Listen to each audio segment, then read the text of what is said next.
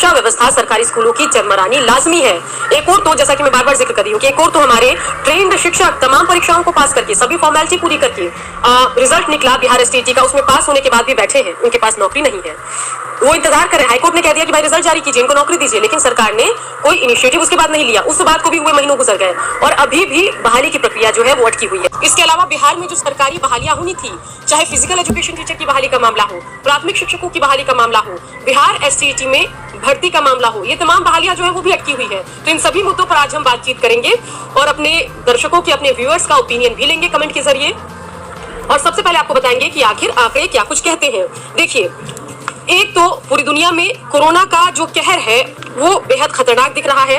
अगर हम विश्व की बात करें तो पूरी दुनिया में 138 मिलियन कोरोना के संक्रमित मरीज हैं, जिसमें से 78 मिलियन जो है वो स्वस्थ भी हुए, लेकिन 2.97 मिलियन लोगों की मौत भी हुई। वहीं अगर हम देश की बात करें, भारत की बात करें, इंडिया की बात करें, तो आंकड़ा जरा देखिए।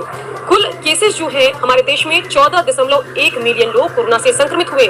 इनमें से 2,01,000 लोग जो है वो पिछले 24 घंटे में कोरोना से संक्रमित हुए हैं। बिहार एसटीईटी के तहत जो माध्यमिक शिक्षक हैं उनकी बहाली का मामला ही क्यों ना हो, या फिर फिजिकल एजुकेशन टीचर की बहाली का ही मामला क्यों ना हो, उन बहालियों का क्या होगा? क्योंकि अब सरकार का पूरा ध्यान इस पेंडेमिक से, इस त्रासदी से लड़ने में लगा हुआ है। सरकार की कोशिश ये है कि सबसे पहले इस त्रासदी से निपटा जाए, उसके बाद हम बाद में बाकी सरकारी कामकाज करेंगे। लेकिन इन सब के बीच जो हमारे बिहार के जो अभ्यर्थी हैं, चाहे प्राथमिक शिक्षक अभ्यर्थी हो, बिहार एसटीईटी के तहत जिनका रिजल्ट आ गया जो पास अभ्यर्थी हो, या फिर फिजिकल एजुकेशन टीचर के तहत बहाली का इंतजार कर रहे अभ्यर्थी क्यों ना हो, उनकी बहाली का क्या होगा? ऐसे ही कुछ सवाल हैं जिस पर आज हम बातचीत करने वाले हैं, क्योंकि हमारी दर्शकों से कमिटमेंट ये रहती है कि हम रोजगार के मुद्दे को प्रमुखता से उठाएं। ये चरम पर है, बिल्कुल कलम। बेरोजगारी जो है वो अपने चरम पर तो है, साथ ही मजदूर तबके से लेकर के हाईफाई नौकरी की तलाश करने वाले लोग, या फिर टीचर की नौकरी ही जो लोग तलाश कर रहे हैं, वो सभी बेरोजगार घूम रहे हैं। उनको नौकरी की तलाश है, लेकिन सरकार नौकरी की व्यवस्था नहीं कर पा रही है। सबा खुर्शीद कह रहे हैं कि प्राइमरी टीचर के नियोजन का क्या हुआ? बिल्कुल, जो प्राथमिक शिक्षक हैं जिनकी संख्या 94,000 है, ये पुरानी बहाली है, ये भी मामला अटका हुआ है। उसकी बहाली कब होगी? सवाल जायज है। सबा खुर्शीद कह रहे हैं कि 94,000 प्राइमरी टीचर नियोजन के बारे में कुछ बताइए। सबा, हम भी इंतजार कर रहे हैं कि सरकार जो है जो दावा कर रही थी कि सिर्फ 94,000 नहीं 1.25 लाख प्राथमिक शिक्षकों का नियोजन होगा, वो अब अपनी स्थिति स्पष्ट करे कि उनकी बहाली की प्रक्रिया जो है वो कहाँ पहुंची है। अगर मामला कोर्ट में है तो कोर्ट कब मामले पर सुनवाई करेगा, कब बहाली की इजाजत देगा, और सरकार कब बहाली करेगी? तली बोल रहे हैं कि शिक्षा मंत्री को जवाब देना चाहिए बहाली होगी या नहीं।